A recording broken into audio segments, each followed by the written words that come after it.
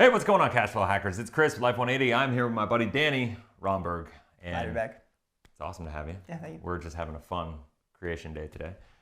So today we are talking about indexing, the power of indexing, understanding indexing, just like what is indexing, how does it play into you, your financial life, like the financial products that are out there. Yeah. There's all sorts of stuff out there. There are indexed annuities. There are indexed universal life policies that they all can be utilized in different ways, shapes, or forms. Yeah. And so we're going to get into, I think, the focus first and foremost, and we haven't mapped this out, by the way, so we're just going to wing this. Okay. And I think hopefully the authenticity of this and just kind of how we flow with it will bring a lot of value, right? Yeah. Like that's my hope with this, because you do a lot of indexed products.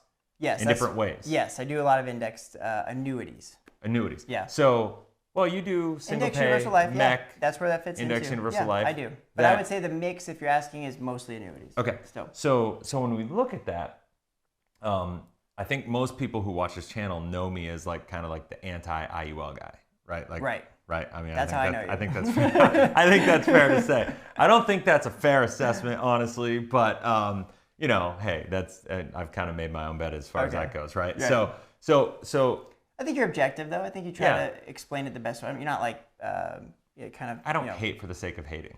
No, and you also don't like try to like slant it. You just tell it what it is. Yeah. I mean, you're not like making these statements that aren't true. You're just showing people how it works and what to be aware of. Right. Yeah, and I think totally. I agree.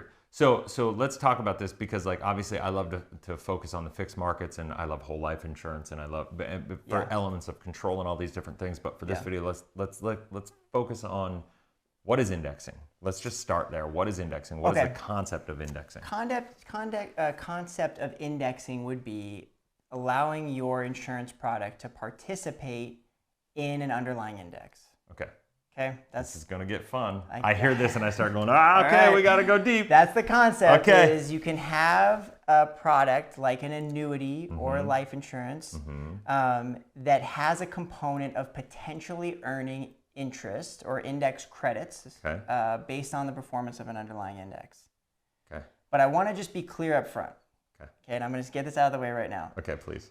I look at indexing as something that comes with the product that's looking to serve and meet the goal. Okay, like life insurance is about the death benefit for people for protection, right? And it has an indexing component. Okay, annuities are about producing income, and it has an indexing component. Okay, right? The problem is people, agents, try to focus only on the indexing and not so much on the underlying goal. Okay, I think that's where a lot of people get disappointed with indexing right off the bat. Like, an annuity's function is income, and it has an index component that can tie into it, and we're going to dive deep into that. Yeah. But I think the key in purchasing any of these products, and I tell my clients this all the time, is like, insurance products are not investments. That's important to know. Like, that's an important distinction. They're not designed to be compared to investments. They're not investments themselves. Right. So if somebody is focusing on the fact that it gets its potential index credits from an underlying index, which seems like, in some ways, like they're comparing it to an investment, I just don't think that's appropriate, because it's not an investment. So that's crucial to understand first and foremost when you're talking about indexing, is it gets its potential performance from it, but it's not an investment. I want you to dive deeper into that. Okay. So what I mean by that is... Well, no, let me ask you specifically. Okay. Okay. So you say you're participating in the index, right? You're getting your participation based on the index. Okay, now explain that. Okay. Well, if you're in an index... I love being able to just sit back here, by the way, and I'm putting him on the spot. This is fun. You do all the heavy lifting, Chris. Like, let's say you wanted to purchase into an index. Yeah. Okay, well, you're purchasing into something directly, meaning that you're just getting the performance based on wherever its value is. If you're using a product like an indexed annuity or indexed life insurance, your performance is based on the performance of that underlying index, and so you get credits based on how it does. Okay. And this is where the company will give you a cap on the upside. Okay, I'm going to write this down. Okay, you don't have to go to the board, but and then I'll just have this here. Most companies will offer, the protection on the downside for the principal. Okay. That's how the indexing within an insurance product works. Okay. Generally. Okay.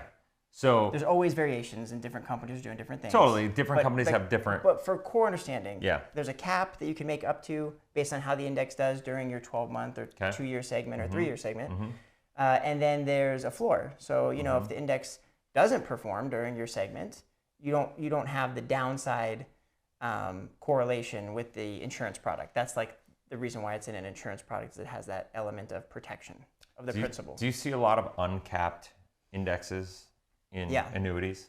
Yeah.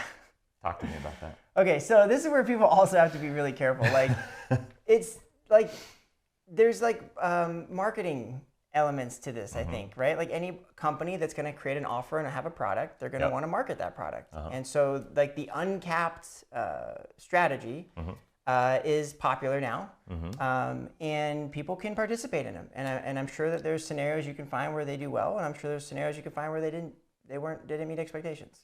I'm guessing. Again, my focus with these types of tools is what is the goal it accomplishes, and I do not tie that goal to the performance the index needing to perform to meet it. Okay. So if somebody needs income, then we can use an index annuity if it's appropriate. But I never make sure that their retirement income is derived on the performance of that index. Right. It's got to have some type of other metric in it, like a benefit rider you could attach to make sure that it's going to meet their goal if that's the need. Some sort of guaranteed roll-up, some sort of and other again, features, I say never, some sort of... but there are clients that want that element of the performance. So that would be the time that I will use it if a client specifically is looking for that. Okay. Does that make sense? Yeah. So far, so it's what I'm trying to get at is I don't generally try to tie like the nature of the goal being met to the index needing to perform, and that's where IULs can get kind of misleading. Tricky. So we'll use different words. Okay. Sure. How do I put this? Okay, so I always get stuck. I come back to this word, participating. Okay. Okay. And I know this. I'm like beating a horse here. Sure. Right. But like this is so important. Yeah. Okay? I think it's so important. I think it's how, why. How, like, I think we got to dive deeper, and I think this is where people get really misled, right? Whether it's annuities or whether it's IUL, when it comes to indexing, the thing that I find fascinating, we'll say, is that you can buy, and I'm just going to use with as an example, is they have indexing strategy for annuities, and they have it for their IUL product. Okay. And if you go to most companies, most insurance companies, because we both know this, but I'll say it for everybody there, is like insurance companies that do insurance, they typically have annuities. If you have an index annuity, there's probably an index IUL, an index UL that mirrors it, right? Because that's what insurance companies do. They hedge their product, their book of business, they hedge it with annuities, and because the risk with annuities is that you live too long, the risk with life insurance is that you die too early, and so they can actually balance out their risk. And I don't think enough people understand that's true. That like when you look at the risk that insurance companies take on, they balance it out with those two products specifically, but not just those two products, but like whether it's whole life or term or whatever. You look at the exposure on the insurance side, you look at the exposure on the annuity side. And where companies have gotten in trouble in the past is one gets way out of whack, right? One too heavy. So life insurance companies balance out, the risk of their portfolio, the risk they get in trouble if it's out of balance, that kind of stuff. So we'll talk about that. So to address your question, Chris, on balancing and things like that, I've definitely been a part of companies that I represent where they will have a product that comes out, and usually when it comes out, they'll subsidize it. It's like a great version of that product, and people around the country will sell a lot of it, and then they shut it down. And so that's always kind of frustrating too, because it's like, we have this great tool and then it's there and then it's gone, but that's a function of them trying to balance that risk, right? Because they don't want to get I think that's important to touch on too, because insurance companies are regulated to manage their risk really well. Totally. But they also, people think this is funny, and my clients always think this is weird. Like they can't take in too much money too fast in a lot of circumstances. Because they have to reserve that money. And when their ratio, and I'm not an insurance executive at a company, so somebody could speak to this better than I could, but I don't think that they can take in money so quickly because they got to have appropriate reserves for it behind Totally. it. And if they don't do that in the right amount of time, that's where they get into trouble, and they could even get a place to where they can't operate until they fix that. Because that's really serious for insurance companies. Absolutely. That's how they're able to maintain levels of safety over hundreds of years. For sure. So I think that's important to touch on, is balancing out that risk in their portfolio offering to make sure they're offering the right tools. I love it. But in terms of just talking about indexing in general, I think it's a concept that it has value for sure. But I just think it's always important to make sure that if you're buying an insurance product, you're buying it for the goal that it can accomplish for you.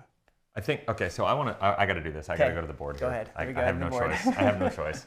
So here's my challenge with indexing. And I want to make sure everybody understands this, okay? So when we look at this, okay, the idea is people go, well, this is the market. It goes up and down, right? It goes up, down, and then you lose, right, in the real market. And, so imagine instead indexing is saying, well, you can go up. And when you hit this point, I'll use the purple here just for fun. Imagine that we hit this point and we also go up, but instead of going, oh good Lord, and instead of going down, you go there, and then it goes up higher, and I'm not going to get it right, but you avoid these losses, and it would go flat, and then it bounce back, and you go up, right? Yeah. Obviously nothing here is to scale, but that's the concept of how people. That's the concept of how indexing works in general, right? And so that's beneficial, right? And there's no doubt about that, right? So but the problem, and this, by the way, this is pure with an annuity, because it works that way. Now there are surrender charges or other things that go into annuities. Your lines aren't to scale if we're talking about purity, right. But yes. Yeah. But I'm talking the conceptually, it's purity, right? Yeah. I'm obviously winging this as far as But you highlighted the value right there of an index annuity, and that's what I tell my clients, and that's how I always approach index annuities, and I have done a lot of them over the last 9 years. It's about the protection of your principal, and it's about the fact that it can produce income if that's what you're looking to accomplish. That's where I think the value is. But with an annuity, you have the indexing. Yes. You have the surrender period. Yes, you do. Right? What other fees are there in there? Well, if you... Yeah, it's a good question. So you could have, some companies just have a fee, to administer the annuity, some kind of administration but those fees are fixed. Those fees are, some of them are percentage-based. Percentage-based on values that the annuity will provide for benefits. So let me give you an example. But if they're fee-based, if they're percentage-based, that's a fixed percentage. It is a fixed percentage. Okay, yes. so whatever it is, it's fixed, and you know when you buy it what it's going to be. Yes, it will typically adjust when the surrender charge period ends or when your benefit roll-up ends. Okay. So it will adjust most likely in some cases. But yeah, a lot of people like index annuities because you can buy products that don't have that fee to administer it. It'll have surrender charges, but not an ongoing fee every year. Yep. But the other fees are really rider fees. That's where you're going to see fees in index annuities, to rider attach fees. A rider. But if you attach a rider and there's a fee, you're getting a benefit. You're getting a benefit with it. That's so there's correct. Ancillary benefits. If it's a long-term care rider, if it's some sort of death benefit rider, if there will be a fee for it, but you're getting a direct benefit for it. And those typically come with big-time tax advantages from the benefit is going to be tax-free in a lot of instances. Well, it'll be tax deferred. Tax deferred. Yeah, so it'll be tax deferred and until you take the money out. And then the other thing No. I'm talking if there's a death benefit rider, there's a fee for that death benefit. Associated with an annuity? That death benefit's going to be tax-free. Annuity death benefits are still taxable. They are. Yeah, now you can take an annuity and finance a life insurance policy to get that death benefit. And that would be probably the better way if you wanted tax-free. But what about a long-term care death benefit? Okay, that's where you would get that's where you would get a tax-free benefit. So that you're correct in that. You could have a long-term care rider, and that if the client needs the money for long-term care, it'll come out tax-free for that purpose. That's correct. Bingo. So that's one tax-free rider. Yes, you're correct. That's awesome. That is true. That's a variation. The bottom line is there's all these ways, and the point, and I'm asking all this. Yeah. I'm very much guiding you in a direction. Thank you. Okay. I'm trying to prove a point here. Okay, let's do it. I don't know where we're going. So no, I know you don't. So then you have IUL. Oh, here we go. This is I can't do a video like this without getting this point across. Okay. And honestly, to my detriment, I don't think I've done a good enough job explaining this, you know, and because I haven't done videos like really breaking this down. So if you look at this, let's just say right now, today, you know, like 8 months ago, our index annuity caps were way lower. They've come up a little bit. Yeah. You know, let's just say right now they're 5%, just for the sake of argument. Okay, yeah. Right? Yeah, it's a good kind of, you can find a little higher, you can find a little lower. Sure. Like it is what it is, right? IUL caps right now are about 10%. Okay? Same index strategy. You go to most insurance companies, like I said, they're going to have one side, they're going to have the other, they're going to have an annuity and an IUL. And the same index strategy, same name, same concepts, participating in the S&P 500 or whatever index that it is, but they're going to have different cap rates. Isn't that fascinating? That is fascinating. Yeah, that is interesting to me. I've always known that life insurance caps are much higher than index annuity caps. And this is a great reason why I mech my IULs. Yeah. Right. And we did a video on that, by the way, why mech IULs are different than traditional IULs, the way that people sell them for income. Yes. I found that people are selling IULs to either try to tell the client that there's some type of income you can generate at the end, which I don't do. Right. And then they also have the ability to, sometimes people will sell IULs because they're trying to get a death benefit for cheaper than you could if you just bought a death benefit with a whole life policy or a GUL.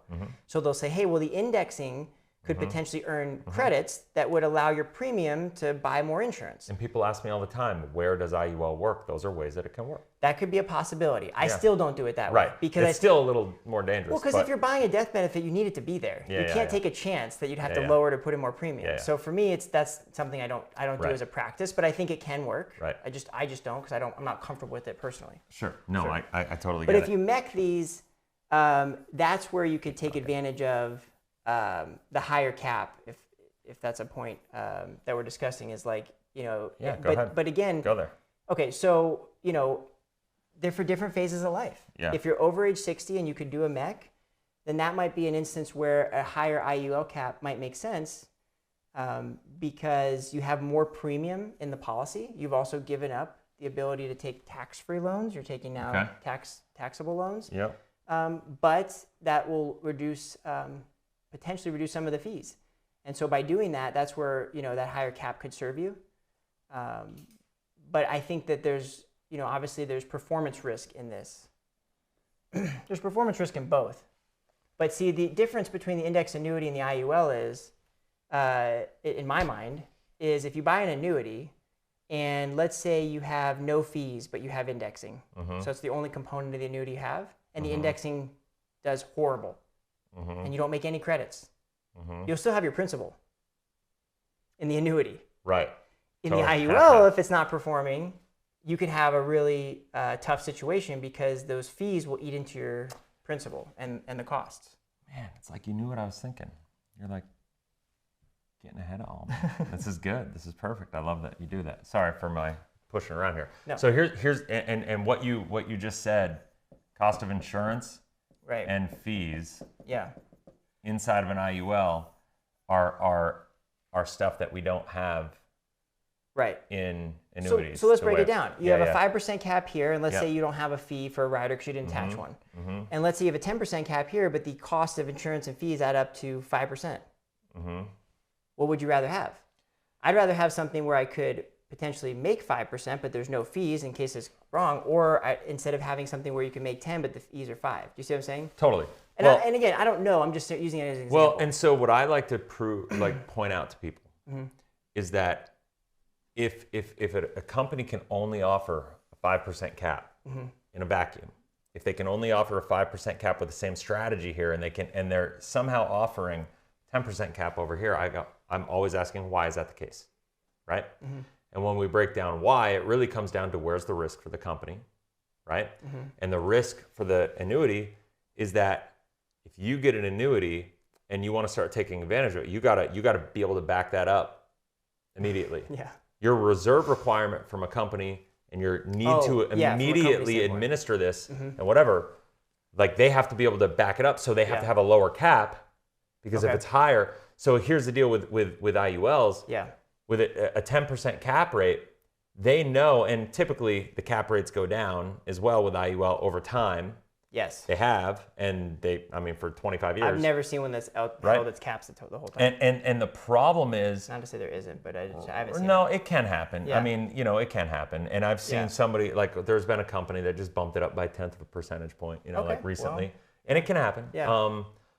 But the bottom line is that 10%, as the surrender period goes on, that typically drops. But the bottom line is, they know that with an annuity, you can trigger on income immediately. And you can and they have to back up. That indexing strategy needs to perform.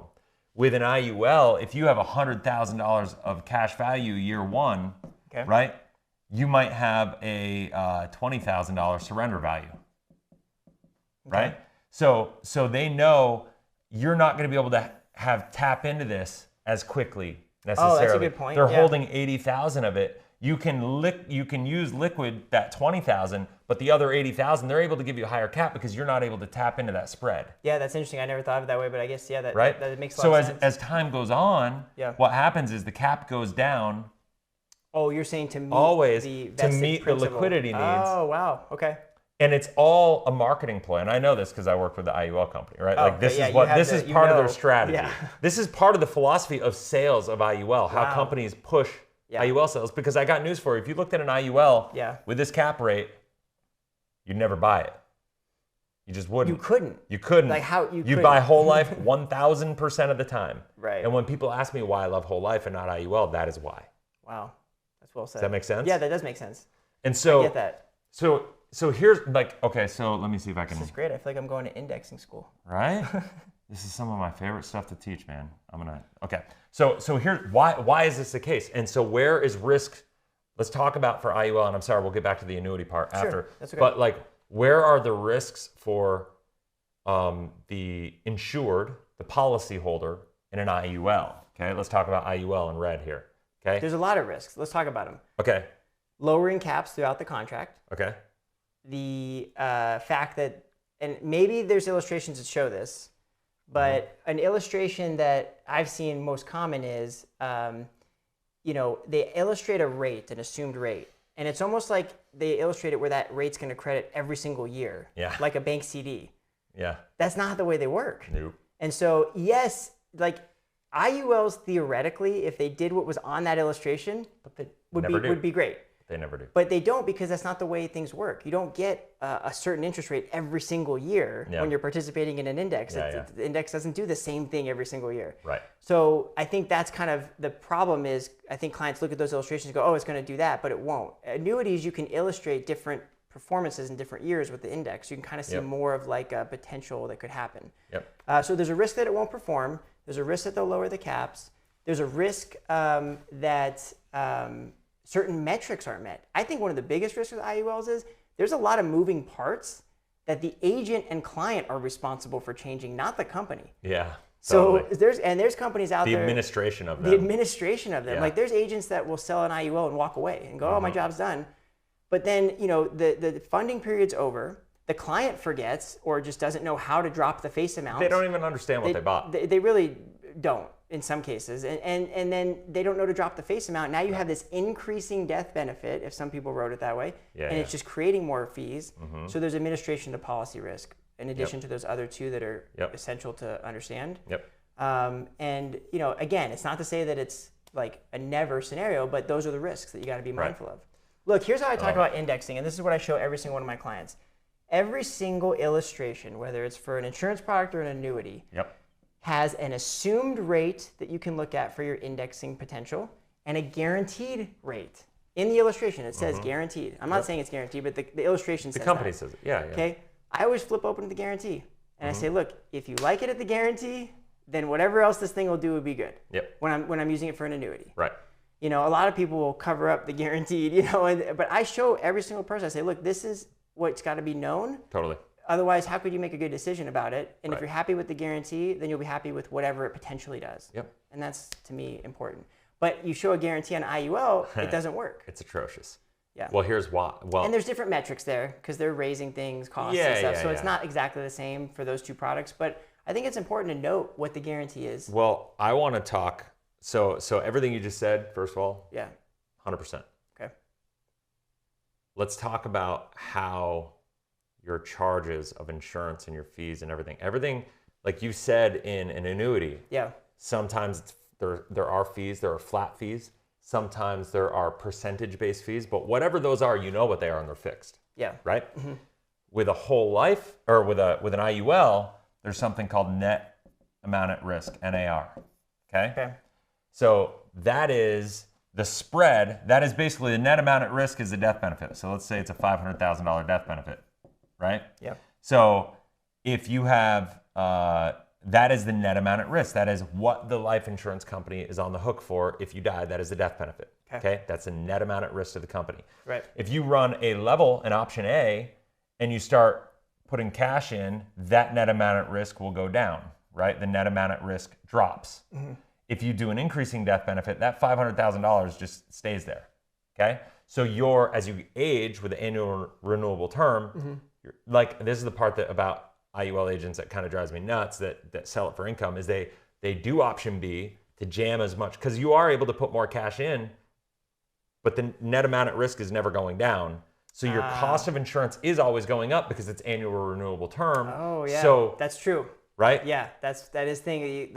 That's what scares me most about IULs. Is one day, if you keep that policy in force and you do get into your 70s, it's super expensive. And it's tough because the fees get so high. So, and this is the challenge. So you buy this at, let's just say 30 years old, and you have it for 35 years. And this is the part where, like, it's scary and people don't understand. And IUL agents underestimate the consequences of this, right? So you save money, and for 35 years, right? 35 years, and you save it, and let's say you save up $1 million in cash value. Yeah. But you did option B, so now you have a death benefit of $1,500,000. Yep. Right? So so what is it? The net amount at risk is still this $500,000, right? Right. So when you hit 65, this is what people aren't thinking about. So now let's talk about, this sets up perfectly for what I was trying to say. Yeah. You hit 65 years old, the cost of that $500,000 annual renewable term is expensive. Yeah. Right? When we talk about indexing from an annuity perspective, what we're showing here, once again, not perfectly to scale, obviously, right, but the concept is pure, right? Yeah. In an IUL, they always say your cash is protected, like your investment component, your accumulation account is protected, but it's not, because like you can't lose on the contributions of what you're putting in from like the index perspective, but at the end of the day, it's an insurance product. You still have admin fees, charges, insurance costs, all this stuff, and you can't get rid of this. Now, even if you reduce it, a lot of people go, well, as soon as I take loans against this, because you're borrowing against it for loans in retirement, if you're doing this for retirement income. Right.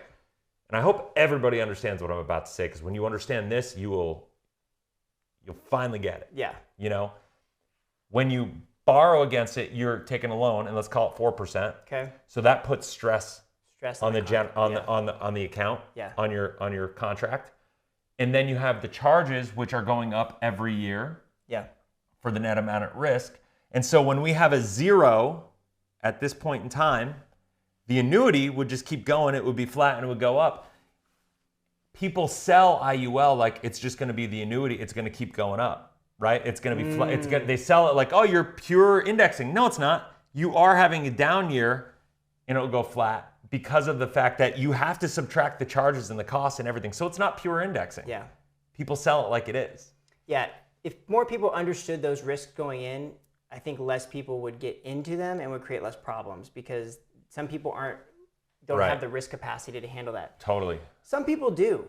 And I've mentioned that I've used IUL earlier in my career, but for what you're talking about, somebody setting up their retirement income based on this, it's too much risk in a lot of cases because of those fees that'll add up. And that's why you don't want to, I believe you shouldn't have your income predicated on something that needs to perform in order to achieve it. I agree. So go ahead, please continue on that, because I think that is important what you're saying. So we have a 4% loan rate. We'll just assumed. Yeah. Assumed, just for compliance people. Okay. Assumed, and then we have the COI, right? Okay. Which is the net amount at risk, right?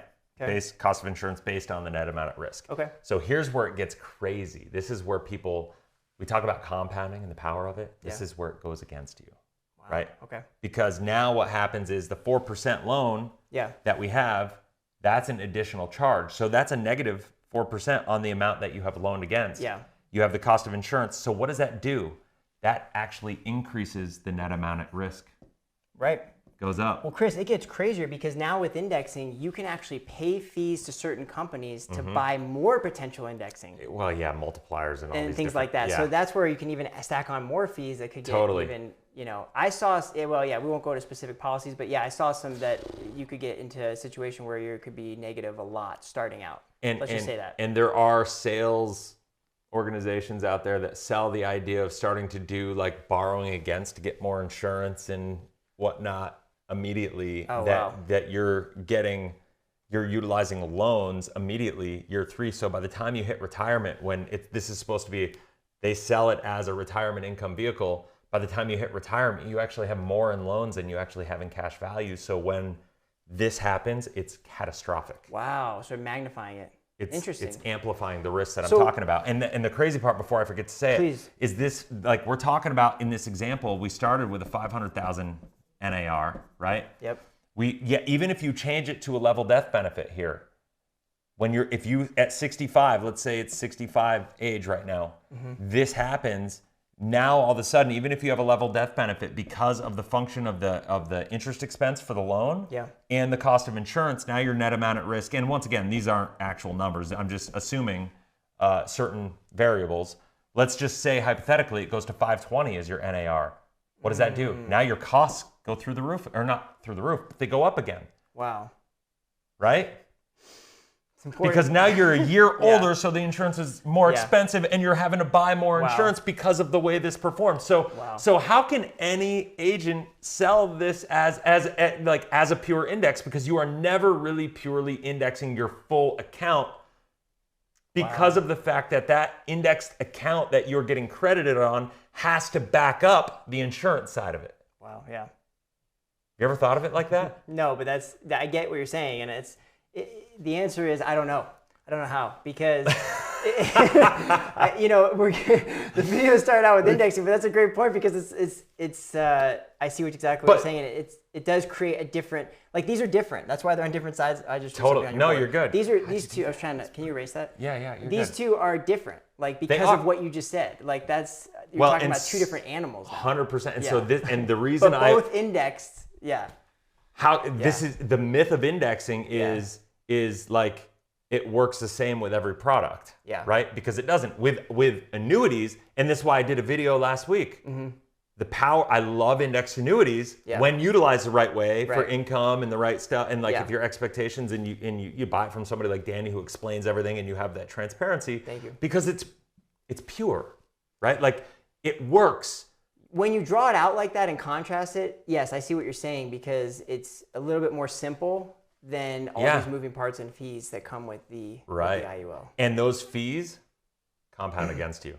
Because guess what? If year 2 we got into this and now we had to take loans out again, and the market, let's say the index didn't, have a great year there, but it had a down year again. We had 2 years in a row. On top of the fees. Top of the fees. Now the fees and stuff start compounding. Now the net amount at risk year 3 could go all the way to like 550 or 560. Yeah. Right? So now you're 67. You got an extra. By the way, think about this. Your cost of insurance compared to what you thought. And by the way, the illustration when you bought it is going to show this net amount at risk going down. Yeah. Right? Right. But you actually, your cost of insurance has gone up. The illustration shows something different than what's happening. Than reality. And so then the potential risk, right? I don't want to say reality because it's not necessarily going to happen. But in this instance, that's a 10% increase on the cost of insurance. Just that. And that's with 2 years. Yeah. And it's so hard to get people to see what you're talking about because it's so complex. I know. But it's important because if you could really understand that, it would change a lot of direction where things are going for people. So I think that's crucial. Let's hit a couple of basics. Go for it. Please. This is so important. I love your energy on this topic. It's so great. This is like the most amped up. So here's some basics that I think are crucial. IULs for me, okay, and I've learned over the years how to use them, I think, in a more appropriate way to help people meet their goals. IULs, I sell them to people who are over age 60, where you can make a modified endowment contract, and it has like a return of premium feature. Sure.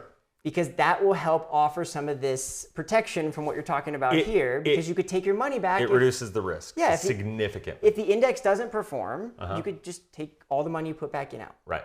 But I don't even sell it for that purpose. It's always about those long-term care riders you can attach, the benefits, long-term care, death.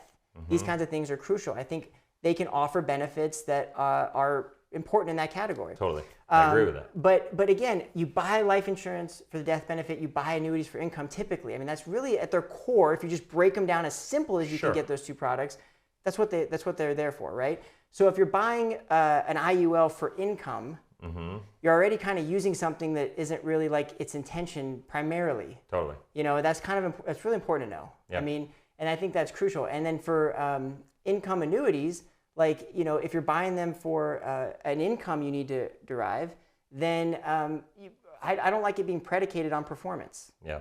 You know, I really don't. Now, if some clients have their income needs met and they like the upside potential, and then they have an annuity where there's performance, then I think that's appropriate in some cases. But most of the time, I look at an annuity and say, okay, if you are about to retire and you don't have enough income monthly to meet your needs and expenses, and you can purchase an annuity with a rider that will get you there, and it comes with indexing, that's 90% of what I'm doing.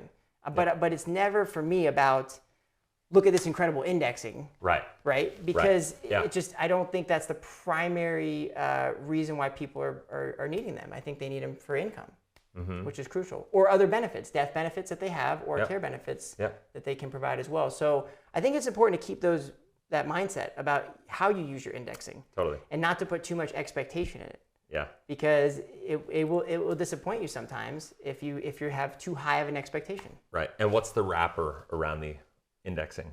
Right. Like that's really what it comes down, you know, and right. The wrapper. Yeah. That's a great way to say it. What is your indexing in? Yeah. Yeah. I mean, is it in a modified endowment contract? Is it an annuity, or is it in a max funded IUL? Right. That you're trying to utilize for income. Right. And that's why I say when people, and this, by the way, when I say IUL is the most misrepresented product in the industry, it's because of the fact that this exists, and 99% of IUL agents that are selling them, I won't even say for max funded, because just selling them for income. Probably a portion of the people selling them for income are actually selling them even as max funded, which is disgusting. But but even if you max fund, this is why I show people, even if you do an IUL for income the right way, max funded, option B up to retirement, and then shift it to a level death benefit in retirement, this still happens potentially. Yeah, and this risk is extremely real for people in retirement. And Chris, I've helped people who have IULs to say, hey, look, when you get to retirement age, you could 1035 that to an annuity. Sure. Like if you bought it for income, you could 1035 that cash value to an annuity that could produce an income with a rider. Totally. And I think that would be safer than trying to enter retirement, because my heart goes out to somebody who's like in their 70s. Like I always think forward and I'm like, what if you were in your 70s and all of a sudden you're looking at this and you're going, what is with these fees? They're just astronomical. Right. And I think having the right tool like an index annuity might be a different wrapper for a different phase of life. But I would argue if you're utilizing an index annuity and that's the plan, and you know that you're going to utilize that for income in retirement, which by the way is an infinitely better plan, you know, to leverage an actual income like design product, right, for income, you know, versus an IUL. I think if you're looking at the IUL as an accumulation vehicle, that's also a dangerous. Oh yeah, no, I'm talking about when I've helped people, I'm helping people who already had one. And I'm helping them to kind of rescue that cash value out. Yeah, okay, fair enough. You know what I mean? Because because I like that. then there's an exit strategy that makes sense for them and they can meet their goal.